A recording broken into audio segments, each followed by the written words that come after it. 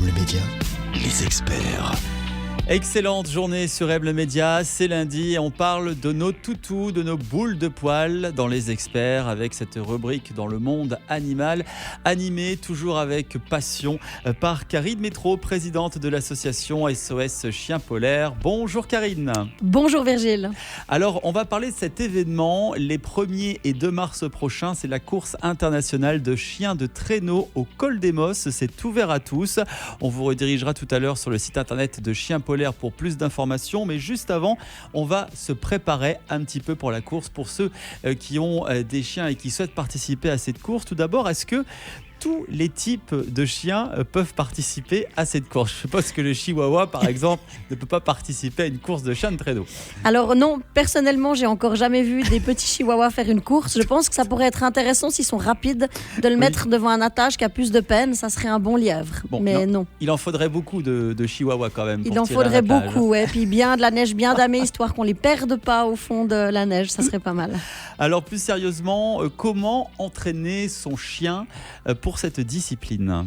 Alors déjà, on y va gentiment. On se dit pas que ce week-end, on va aller se faire une petite course quand notre chien il fait des petites balades de santé normale. Ça s'organise longtemps à l'avance. Voilà, exactement. C'est quelque chose qu'on prépare, qu'on entraîne. On peut même donner des compléments alimentaires pour aider. On fait attention à la nourriture, au matériel. Donc c'est quelque chose vraiment, on fait attention et on n'y va pas, ça y est, je fais une course ce week-end.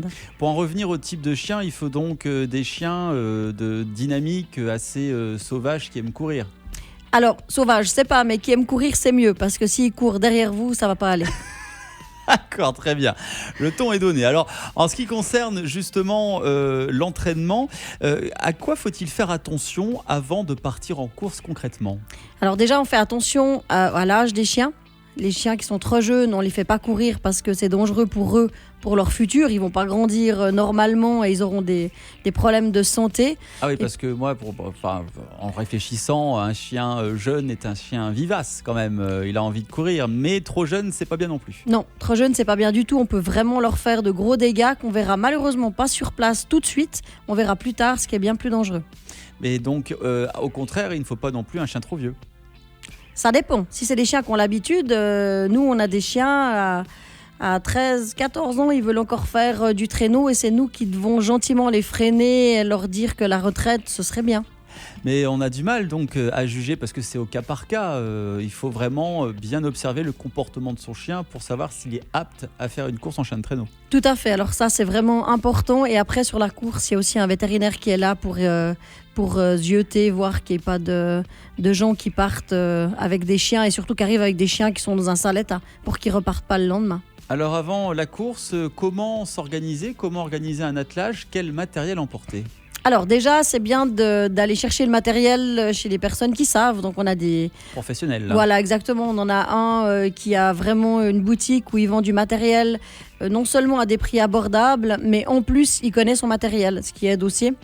Et c'est vraiment faire attention que les chiens aient des harnais de bonne taille, que les traîneaux ils soient aussi faits de manière à être pas trop lourds pour le nombre de chiens qu'on met et tout ça.